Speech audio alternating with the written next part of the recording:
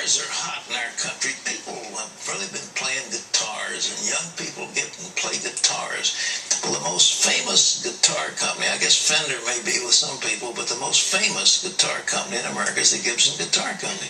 They've been making guitars for years.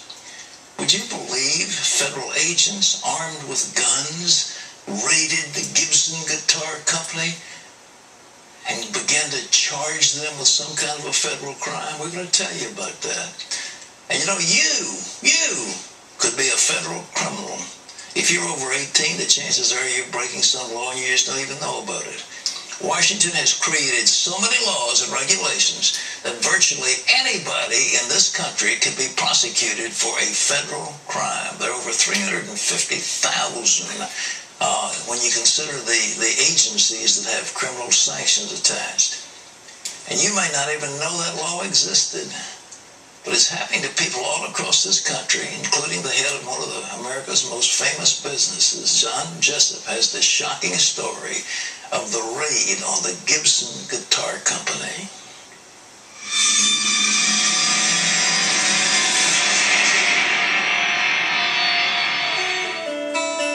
Henry Jeskowitz first picked up the guitar as a kid, inspired by the Beatles.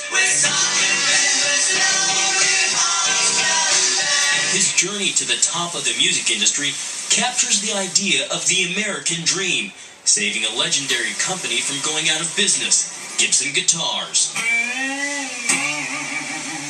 think we have the best people and we have the best guitars. He's become the face of Gibson, a position that's put him within reach of famous names, ranging from entertainment... You've got some pretty big-time friends. I see Tony Bennett up there. ...to the world of politics.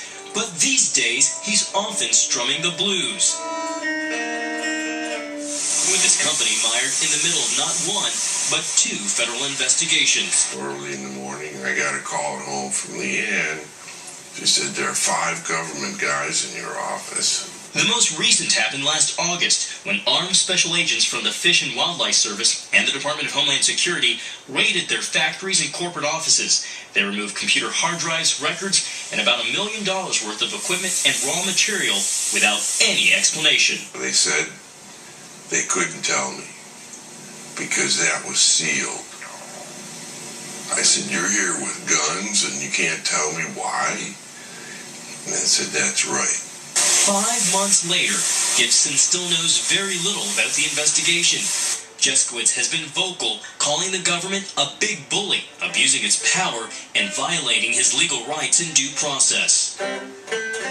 We have had no charges filed, and we've had disastrous impact on our business. Now, the Gibson investigation centers on the material used to make their fingerboards. It's not so much about the finished product as it is their raw material. This is Indian rosewood, and while the material itself is perfectly legal to import, what's at dispute is the thickness of the wood. The issue hinges on a 100-year-old wildlife anti-trafficking law called the Lacey Act. In 2008, Congress amended the law to include a broad range of plant products, making it illegal to import, export, transport, sell, receive, acquire, or purchase any plant taken in violation of the laws of a U.S. state or any foreign law that protects plants. Gibson argues that it did its best to comply with the laws in each case that sparked an investigation, using wood certified by the Independent Forest Stewardship Council. Both India and Madagascar, whose laws the government is citing in this prosecution, say that we've done everything legally.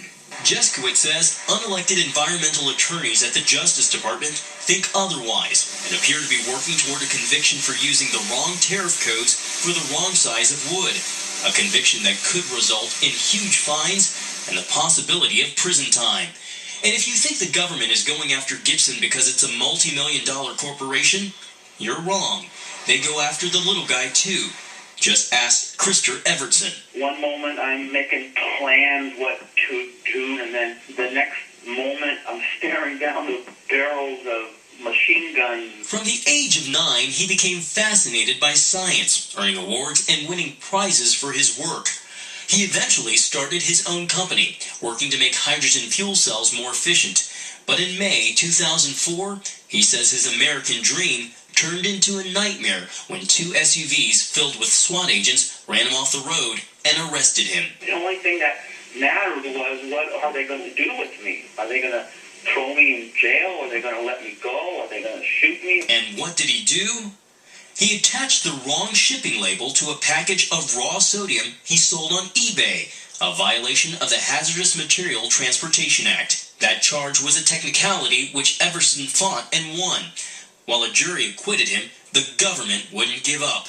It brought in the EPA and decided to charge him for breaking an environmental law, claiming sealed supplies worth more than $100,000 were toxic waste. Krister spent a total of 1.5 years in prison and says his American nightmare left him with plenty of doubts about government overreach. I told them, look, I'm doing a good thing here. They don't care. Matter of fact, they took words that I use and turned it around on me. And if anything doesn't fit that agenda, even the truth, they don't care. These aren't just isolated incidents. The number of people put in federal prisons has exploded in just the last 2 decades.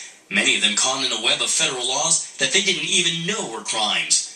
It's all part of what's called overcriminalization, where even minor offenses can now be punished with criminal penalties, and the number of potential violations is constantly growing, with a whopping 59,000 new federal laws since 1996.